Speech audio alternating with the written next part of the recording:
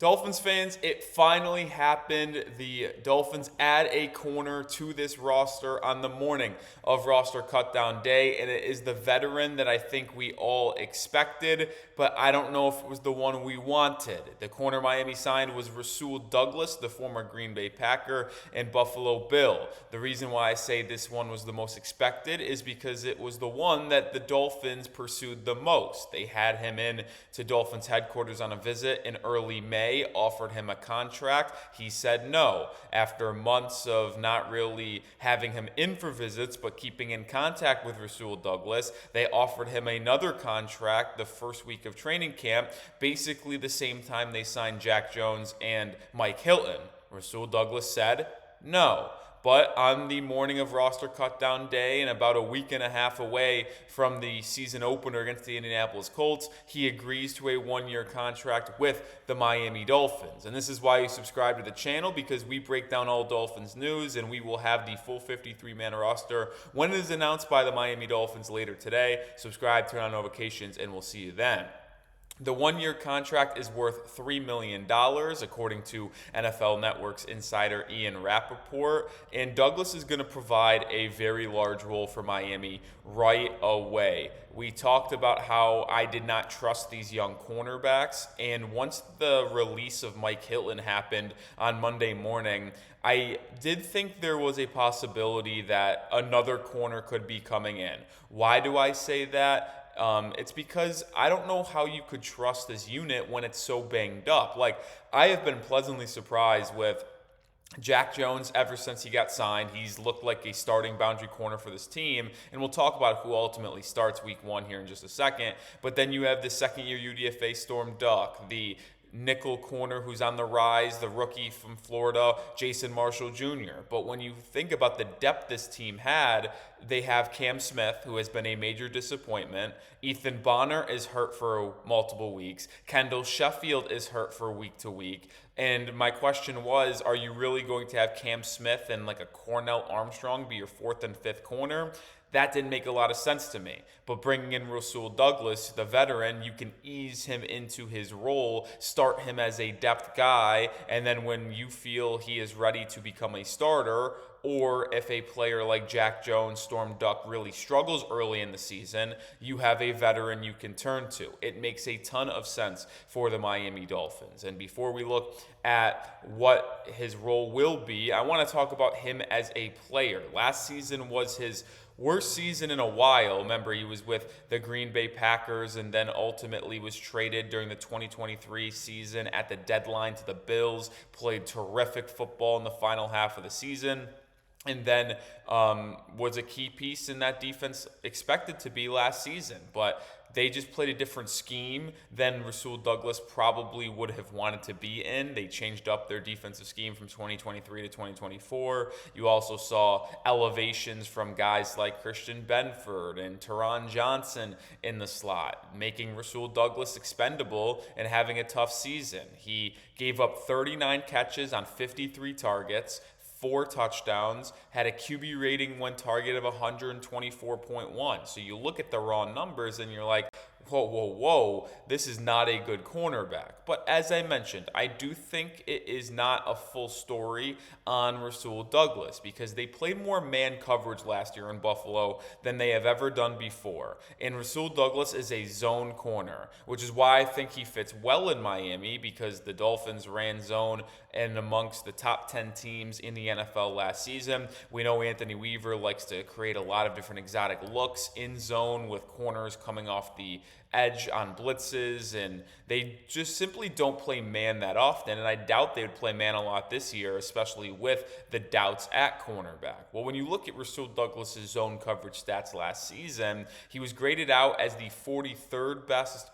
corner in zone coverage out of the qualifying 73 corners that played enough snaps. He also allowed the 59th best completion percentage, 35th best yards, 48th yard per catch, and then the QB rating was still 71st.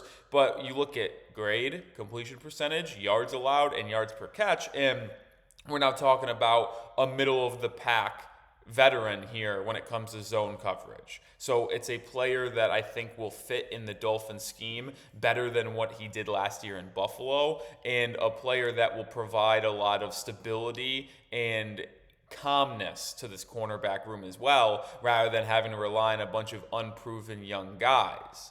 Before we continue on with this video, let me know. One word reaction to the Rasul Douglas signing. Get down in the comment section and let me know.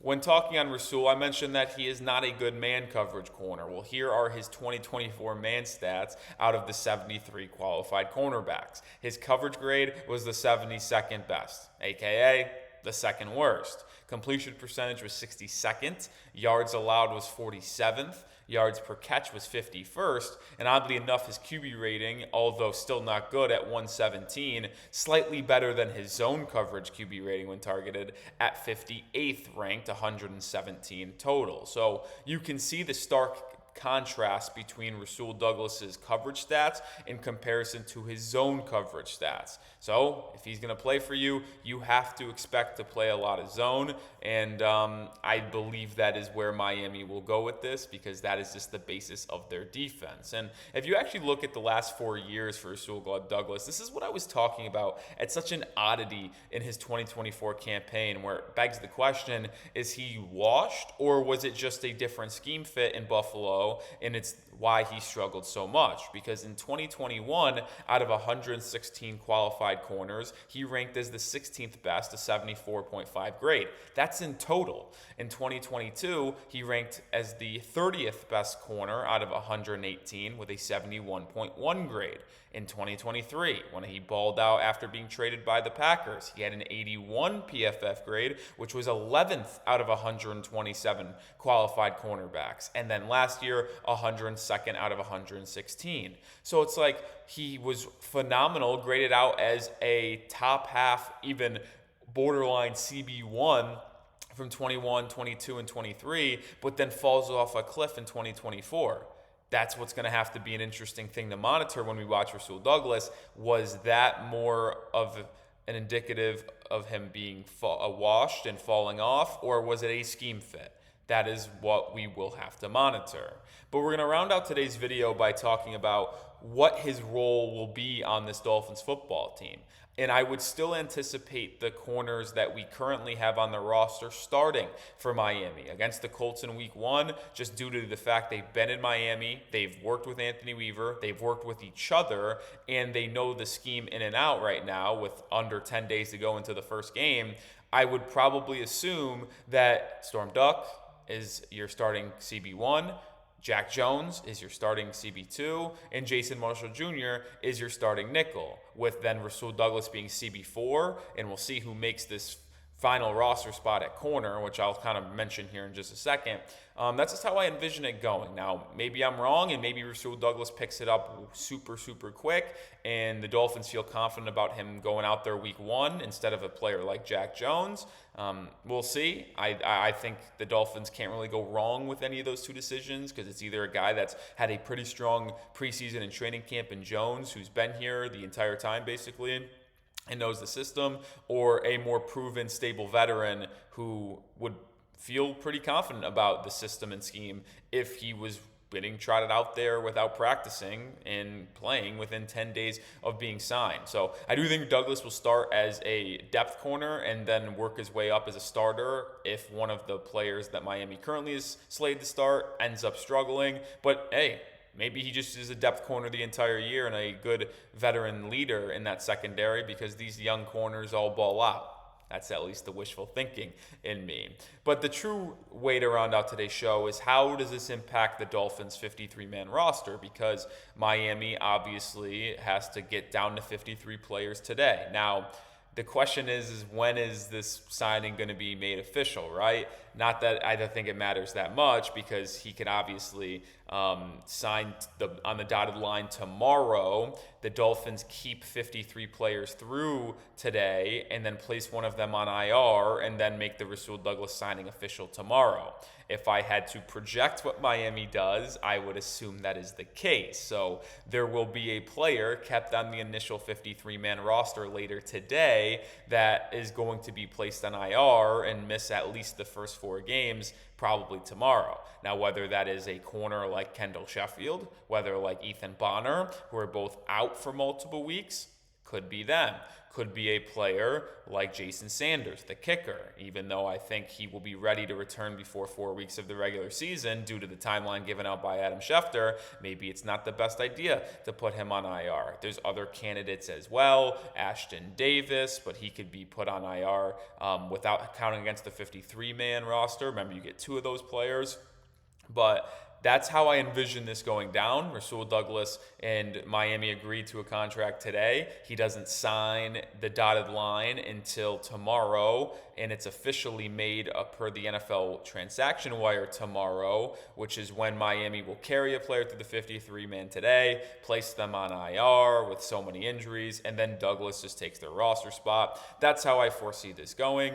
But make sure you do subscribe, like I mentioned, and follow me over on Twitter too, at Nic_Rohloff. I have more Dolphins coverage over there. But we're going to have a video later today on the Dolphins official 53-man roster. We'll also have a video go out late tonight or tomorrow morning about waiver wire targets. And then tomorrow we'll break down the news of all the players added to the practice squad, if Miami actually claimed anybody, and more roster news. So subscribe because it's going to be a heck of a 24 to 48 hours. So I hope to see you there every time.